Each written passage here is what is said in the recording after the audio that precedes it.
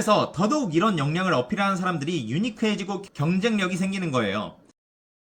분명 여러분들의 통념을 때려 부술 거예요. 역량에도 우선순위가 있어요. 그 기준이 중요한 건데, 여러분들이 중요하다 생각하는 역량과 인사 담당자의 관점이 다른데, 심지어 현직자의 관점도 완전히 또 달라요. 인사 담당자랑도 차이가 있다고요. 그리고 현직자의 관점으로 가셔야 됩니다. 인사 담당자는요, 뻔한 소리밖에 할 수 없거든요. 왜냐면 오피셜하게 공개적으로 말하는 상황에서는 교과서적인 말밖에 못해요. 열정, 창의, 도덕성 뭐 이런 거 말하는데 실제로 그런 거 뽑는 거 아닌 거 아시죠? 현실적으로 중요한 역량들이 있습니다. 이런 게 공개적으로 말하기가 좀 어려워서 문제인 거예요. 여러분들이 여러분들의 찐 이상형을 공개적으로 대놓고 말할 수 없는 것과 같은 원리죠. 그래서 현직자의 실제 관점에서 역량 순위를 풀어드리겠습니다. 좋은 역량의 기준은 회사에서 일반적으로 발생하는 문제를 이 역량으로 해결이 가능하다면 그것이 바로 좋은 역량입니다. 티어리스트 시작하겠습니다. 첫 번째로 여러분들이 굉장히 자주 쓰는데 필요가 없는 것들이에요. 대표적으로 이제 커뮤니케이션, 기획력, 데이터 분석력 이런 것들이 있습니다. 보통 어떤 력이 많이 들어가요. 특정 뭔가를 잘한다는 건데 기업 실무를 전혀 모르기 때문에 이런 말이 나오는 겁니다. 제가 회사 생활을 하면서 무슨 특정 능력이 없어서 애를 먹은 적은 단 한 번도 없어요. 누군가랑 뭐 갈등이 생길 수도 있는데 커뮤니케이션이 안 된다? 그런 느낌은 전혀 아니에요. 기획력도 마찬가지예요. 무슨 기획할 일 없어요. 기획팀에 들어가셔도 마찬가지입니다. 특히 여러분이 신입사원이라면 그냥 단순 루틴, 반복적인 쉬운 일 하는 거예요. 데이터도 마찬가지. 여러분들이 데이터 사이언티스트 직무라면 모르겠는데 애들이 막 이런 걸 그냥 갖다 붙여. 어차피 데이터 봐야 아무것도 안 보이거나 특정 연령에서 변화가 있다 이렇게 대놓고 보이거나 둘 중 하나예요.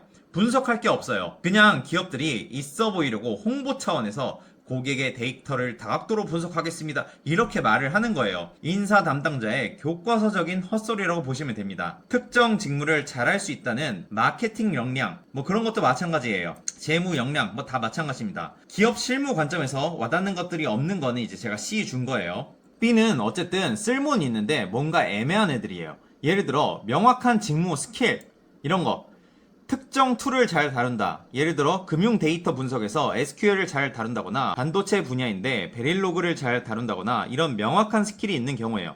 근데 그렇다고 스킬이 있으니까 뽑아달라? 이건 좀 약하다는 거죠. 스킬도 준비해왔다는 식의 서브로 어필하기는 좋습니다. 꼼꼼함이나 성실함도 마찬가지예요. 꼼꼼한 거 좋아요. 기업에서 일을 하면 수많은 수치와 문서를 다루는데 뭔가 놓치기 일수입니다. 그걸 방지해준다는 측면에서 좋아요. 이런 거는 기업에서 필요한 역량은 맞고 공감도 되는데 기업에서 발생하는 어려운 상황을 해결한다는 느낌의 A급 역량에 비하면은 그냥 있으면 좋다 느낌이에요.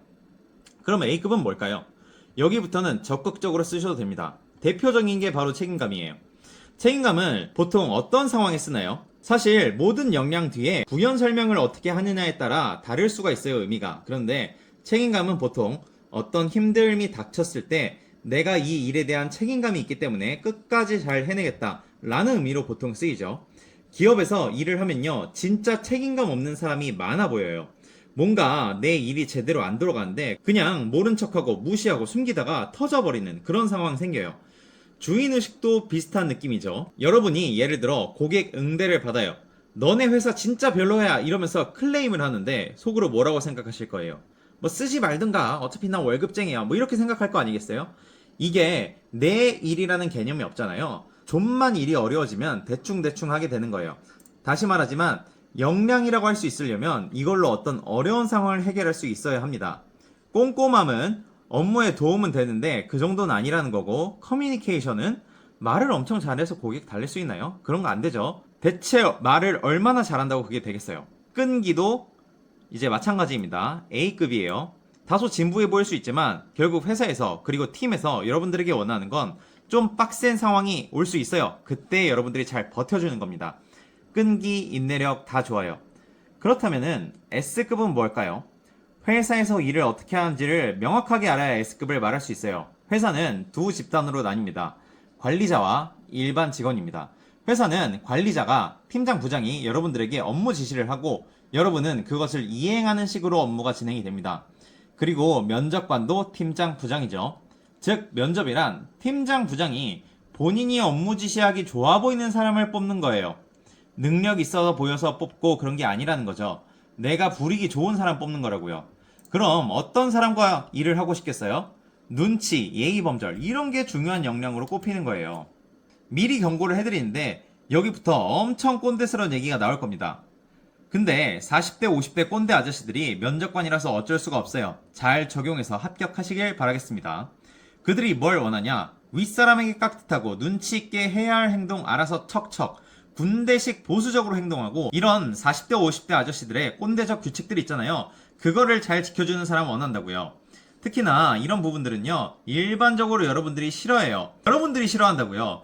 회사에서 일만 잘하면 됐지 내가 저런 것까지 해야 돼? 이런 입장 많아요. 그래서 더더욱 이런 역량을 어필하는 사람들이 유니크해지고 경쟁력이 생기는 거예요. 이제 이해가 가시나요? 왜 인사 담당자들 관점이 쓸모가 없는지 이런 얘기를 대놓고 못 해주기 때문이에요. 좋은 기업에 빠르게 합격한 친구들에게는 공통점이 있습니다. 바로 이런 류의 얘기들이 많아요. 눈치 있게 윗사람들에게 잘했다. 어른들에 대한 친화력이 좋다. 이런 거요. 그냥 단순히 친화력이라고 하면 B급 역량이에요. 근데 윗사람들에 대한 친화력이면요, 이게 S급으로 가는 겁니다. 일반적으로 여러분들은 어떤 특별한 업무 역량을 어필해야 한다는 강박이 있어요. 대단한 뭔가를 보여줘야 된다. 근데 실제 취업은요, 좋은데 합격한 친구들은 저거 대신에 이런 내용들을 써요. 이런 내용들. 그래서 자소서나 면접 답변이 마일드해 보이기는 하지만 막상 면접관들은 이 말을 너무 좋아한다는 거예요.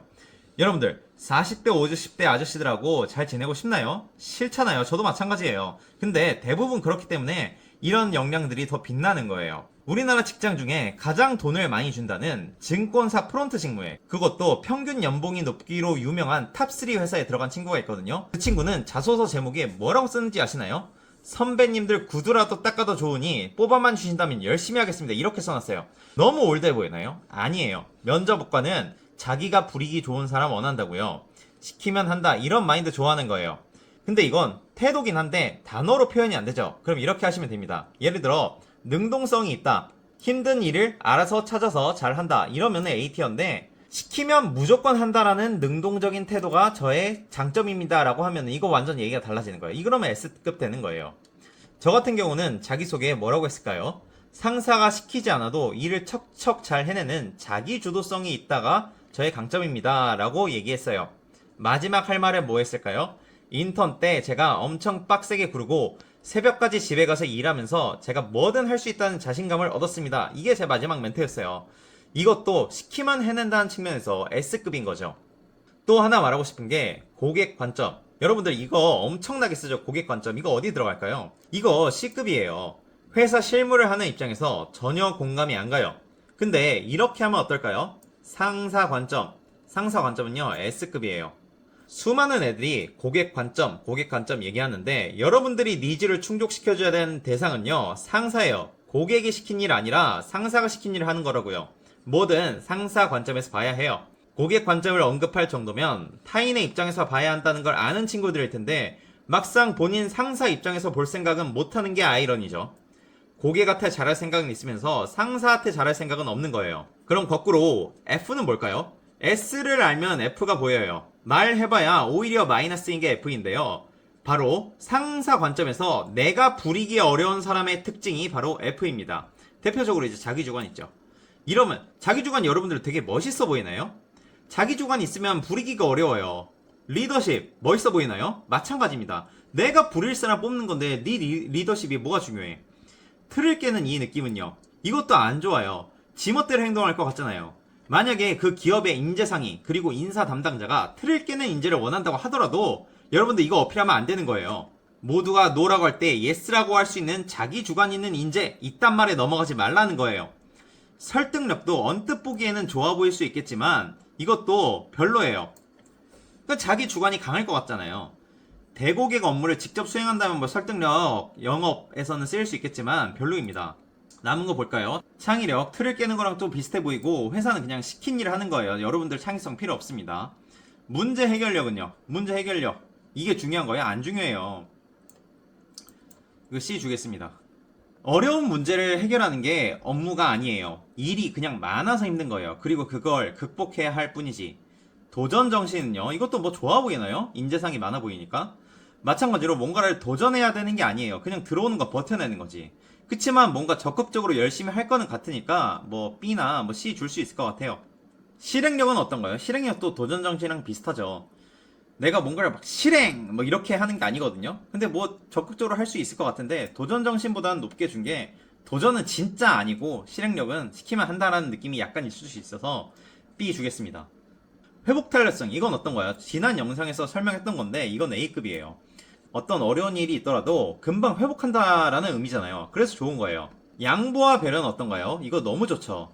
양보와 배려. 이건 A급 주겠습니다. 내 동료들에 대해서 양보하고 배려하는 거 너무 좋은 역량이에요. 근데 이거는 상사에 대해서 하진 않죠. 상사에 대해서는 지시를 이행하는 거지 상사한테 양보하진 않잖아요. 상사한테 뭐가 좋을까요? 배움의 자세. 와, 이런 거 너무 좋죠. 여러분들이 누구한테 배워요? 동료한테 배우나요? 윗사람한테 배우는 거예요. 윗사람한테 배우고 윗사람들이 시키는 대로 하겠다는 그 자세가 돋보이기 때문에 이런 거 S급 줄 수 있습니다. 전략적 사고, 마지막으로 어떨까요? 뭐 전략기획부에서 쓸 것 같나요? 아니에요. 이거 C급이에요. 전략적 사고 필요 없어요. 써먹을 데가 없어요. 현직자로서 전혀 와닿지 않습니다.